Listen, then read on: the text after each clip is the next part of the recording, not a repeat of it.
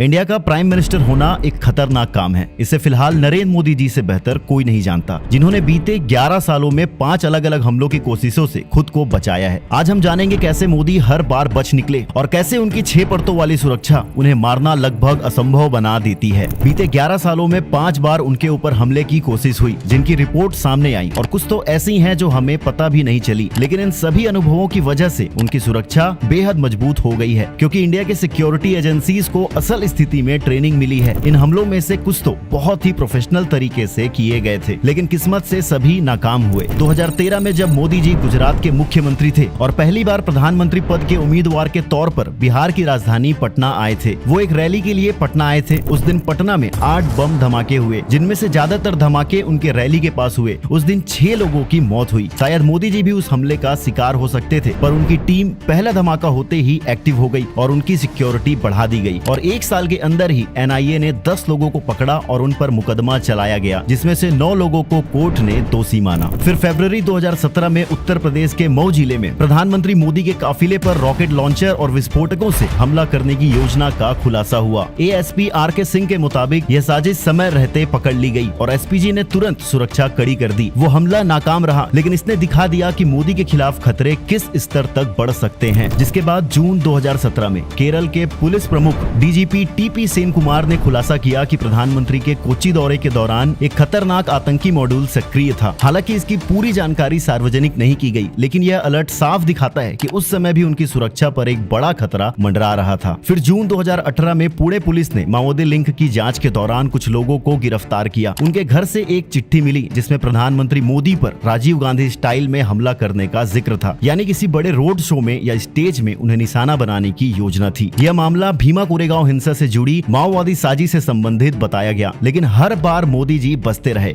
अब आप शायद पूछ रहे होंगे कि आखिर मोदी इतने सारे हमलों से बच कैसे निकले। आप सोच सकते हैं वो दुनिया के सबसे भाग्यशाली व्यक्ति हैं, लेकिन इसमें किस्मत का कोई लेना देना नहीं है। ये सब उनकी 6 परतों वाली सुरक्षा के कारण है, जो उन्हें मारना लगभग असंभव बना देती है। अब ये समझना जरूरी है कि प्रधानमंत्री की जान पर खतरा कोई मजाक नहीं है। भारत के इतिहास में हम पहले ही 2 प्रधानमंत्रियों को हमले में खो चुके हैं। सन 1984 में इंदिरा गांधी को उनके ही अंगरक्षकों ने दिल्ली में गोली मार दी थी और 1991 में राजीव गांधी की तमिलनाडु में चुनावी सभा के दौरान आत्मघाती बम धमाके में हत्या कर दी गई थी। इन दोनों दर्दनाक घटनाओं के बाद सरकार ने प्रधानमंत्री की सुरक्षा को अभेद बनाने का फैसला किया। तभी एसपीजी जैसी इलाइट सुरक्षा टुकड़ी बनाई गई और आज मोदी जी की सुरक्षा दुनिया की सबसे कड़ी सुरक्षा में गिनी जाती है। तो आज के इस वीडियो में हम मोदी जी की 6 परतों की सुरक्षा को डिटेल से जानेंगे और समझेंगे कि कैसे वो सब मिलकर मोदी जी की सिक्योरिटी को अभेद बना देते हैं। थिंक विद एवी में आप सभी का दिल से स्वागत है।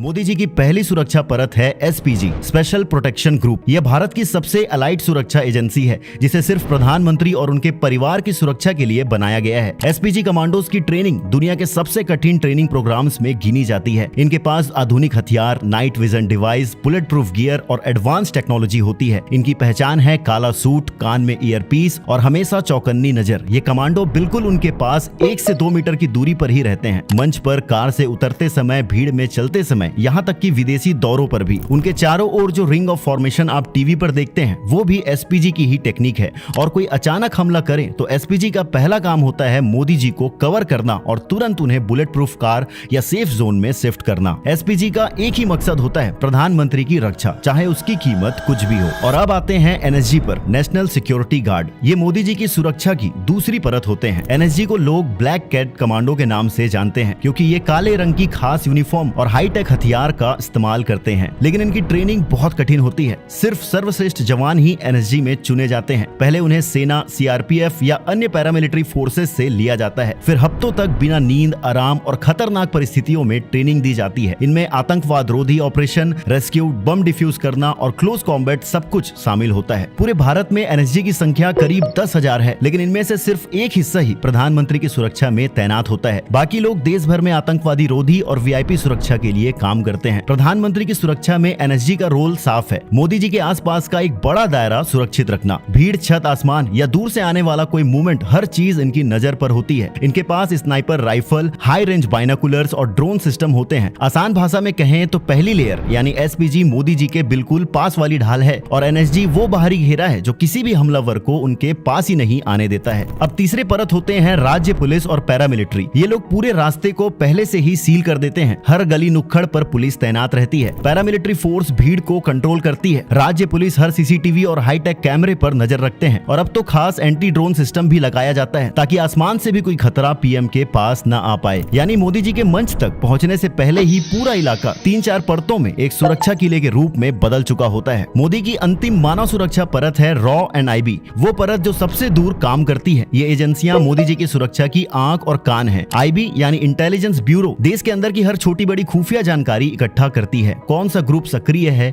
कहाँ कोई अजीब हलचल है, किस रास्ते पर खतरा हो सकता है, ये सब कुछ आईबी इकट्ठा करती है। और raw research and analysis wing Bharat के बाहर की जानकारी जुटाती है। विदेशी धरती से आने वाली किसी भी साजिश या हमले की योजना पर नजर रखती है। इनकी रिपोर्ट सीधे एसपीजी, एनएसजी और पुलिस तक जाती है ताकि सुरक्षा परतें एक दूसरे से जुड़कर काम कर सके। यही वजह है कि मोदी जी की सिक्योरिटी सिर्फ ताकतवर नहीं बल्कि सीमलेस और इंटेलिजेंट भी है। और अगर एसपीजी को, मोदी को अगर सेफ जोन में ले जाना पड़ रहा है तो इसका मतलब है कि पहले से ही रॉ, आईबी, राज्य पुलिस और सभी परतें अपनी ड्यूटी में विफल हो चुके हैं। मोदी के बॉडीगार्ड की ट्रेनिंग बहुत कड़ी होती है और उनकी जिम्मेदारी भी भारी है। मोदी पर खतरा दिखे तो वो किसी को भी पकड़ने या रोकने के बजाय उनका काम होता है उन्हें सीधा खत्म करना। वो किसी को भी मारने के लिए अधिकृत हैं जिसे वो खतरा समझते हैं। पहली लेयर एसपीजी के पास FN हर्सल पिस्टल, MP5 सब मशीन गन, ग्लॉक 17 जैसे मॉडर्न हथियार होते हैं। इनके पास बुलेट प्रूफ ब्रीफकेस भी होते हैं जिन्हें अचानक खोलकर सील्ड बनाया जा सकता है। Kevlar jacket, night vision goggles, laser sights और कम्युनिकेशन गियर हर कमांडो के पास रहता है। लेकिन मोदी की 6 सुरक्षा परतें सिर्फ इंसानों तक ही सीमित नहीं है। मोदी जी की सुरक्षा की 5वीं परत है उनकी कार, जो एक मर्सिडीज मेबैक S650 गार्ड है। ये अत्याधुनिक सुरक्षा तकनीकों से लैस एक प्रीमियम लीमो है जिसे विशेष रूप से वीवीआईपी सुरक्षा के लिए डिजाइन किया गया है। इसके शीशे AK-47 की गोलियों को भी झेल सकती हैं और ये कार 15 किलोग्राम TNT को भी बर्दाश्त कर सकती है। गैस हमलों की स्थिति में इसमें एक आपातकालीन ताजे हवा की आपूर्ति प्रणाली है जो अंदर के वातावरण को सुरक्षित रखती है। इसमें रन फ्लैट टायर का यूज होता है जो टायर पर गोली चलने पर भी हाई स्पीड पर लंबी दूरी तक सफर कर सकती है। इसके साथ ही रेंज रोवर सेंटिनल जो लगभग इसी तरह डिजाइन की गई है जिस पर गोलियों और विस्फोटक का असर ना हो। और उनके सुरक्षा दल एसपीजी BMW कारों का भी इस्तेमाल करते हैं, लेकिन ये मुख्य रूप से उनके एस्कॉर्ट और सहायक वाहनों के लिए होते हैं, ना कि मुख्य वीवीआईपी लीमो के रूप में। फिर आती है हवाई यात्रा जो पीएम के सुरक्षा की 6वीं लेयर है। तो यात्रा अगर छोटी या देश के अंदर ही है तो मोदी जी भारतीय वायुसेना की Mi-17 V5 हेलीकॉप्टर का इस्तेमाल करते हैं। यह हेलीकॉप्टर बुलेट प्रूफ और मिसाइल वार्निंग सिस्टम से लैस होता है। इसके साथ हमेशा एक से ज्यादा हेलीकॉप्टर होते हैं ताकि असली हेलीकॉप्टर को पहचानना दुश्मनों के लिए मुश्किल हो जाए। और जब पीएम को देश से बाहर लंबी दूरी की यात्रा करनी होती है तो आमतौर पर भारतीय वायुसेना के बोइंग 777-300ER विमान का इस्तेमाल करते हैं, जिसे विशेष रूप से एयर इंडिया 1 कहा जाता है। लेकिन ये कोई आम विमान नहीं है, इसे अमेरिका के राष्ट्रपति के एयर फोर्स 1 की तर्ज पर तैयार किया गया है। ये विमान अत्याधुनिक डिफेंस सिस्टम से लैस है। इसमें मिसाइल अटैक को बीच आसमान में ही नष्ट कर देने वाली तकनीक लगी है। इसके अलावा इसमें सिग्नल जैमर भी है जो दुश्मन के रडार और मिसाइल को भ्रमित कर सकता है। इस विमान को पूरी तरह एक उड़ता हुआ कमांड सेंटर बनाया गया है जिसमें सुरक्षित सैटेलाइट कम्युनिकेशन सिस्टम है ताकि प्रधानमंत्री अंतर्राष्ट्रीय संकट के समय हवा में रहते हुए भी सेना को आदेश दे सकें। हर बार जब मोदी जी उड़ान भरते हैं तो उनके विमान को भारतीय वायुसेना के फाइटर जेट्स स्कॉट करते हैं और इन सभी सुरक्षा पर्दों की वजह से मोदी को मारना लगभग नामुमकिन हो गया है। ये सब थोड़ा ज्यादा लग सकता है, लेकिन जब आप जान लें कि मोदी जी पर इतने हमले के प्रयास हो चुके हैं और उनके दुश्मन कितने हैं, तब यह शायद जरूरी भी लगता है।